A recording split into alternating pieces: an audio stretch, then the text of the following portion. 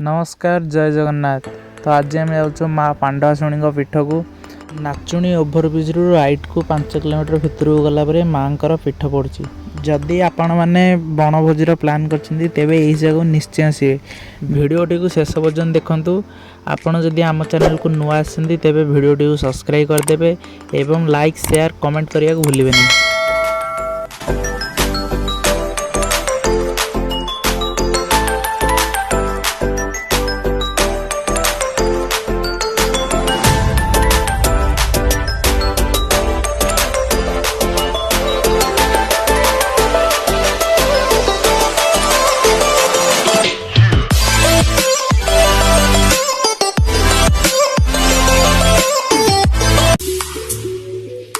तो फाइनली आम आसी पहुँची जाइए माँ पांडवाशुणी पीठरे।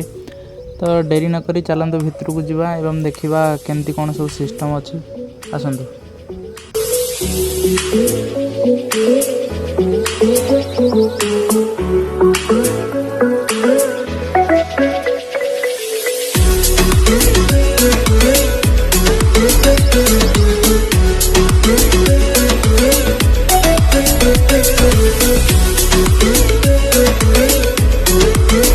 आपण मैंने देखिपे मंदिर डिजाइन किभली देखा।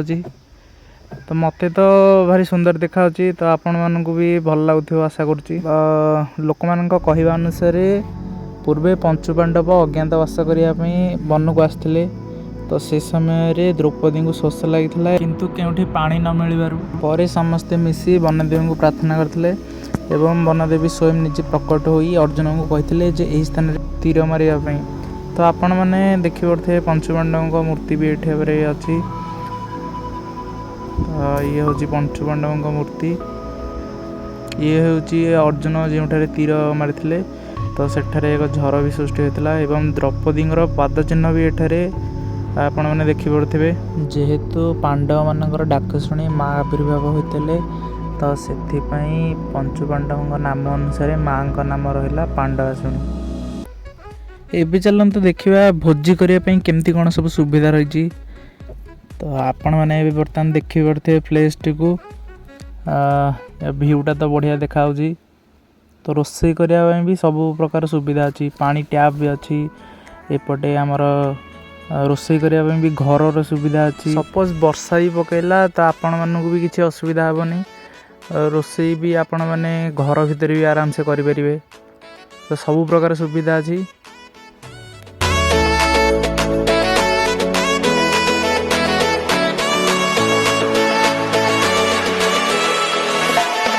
भी चलते पहाड़ उपर को जावा। पहाड़ उपर आउ एक भी मंदिर अच्छी जो राधा माधव पूजा पाती। तो चलतु पहाड़ उपर को जाइए बुलिक आसवा।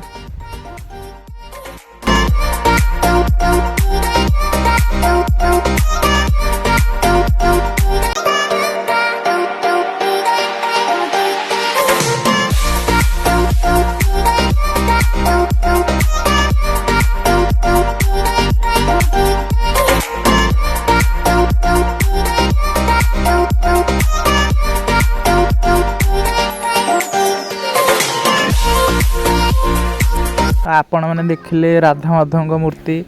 तो एबे चलतु टी जावा पहाड़ आड़े टी बुलिक आसवा। तो आपण मैंने देखी पड़ते भ्यूटा केते सुंदर देखा। पैसा तो यही ही उठी जीव। आपण मानू केमती लगुच निश्चय कमेंट रे जणैबे।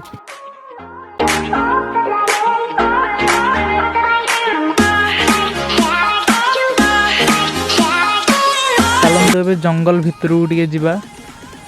लोक मान कहवा अनुसार जंगल भितर गोटे पोखरी अच्छी। से पोखरी की एबे भी बाघ आसुची पानी पीवाई एवं माँ को दर्शन करने भी। तो चलतु से पोखरीटा को देखिए आसवा।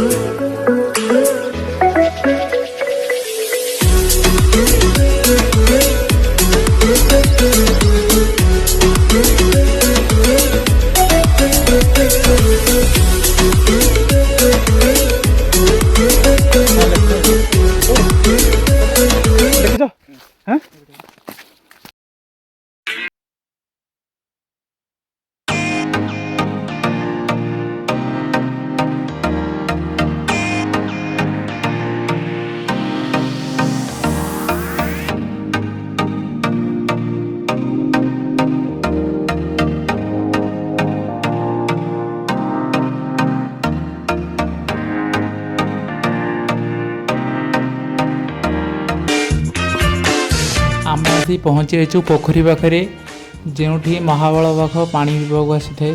तो आप देखिपे पोखरीटी को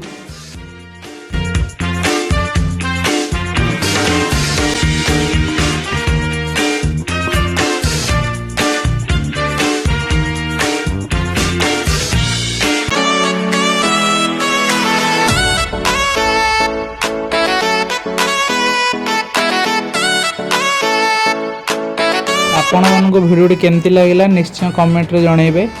आशा करछि आपण मानक भिडियोटी भल लागिथिबो।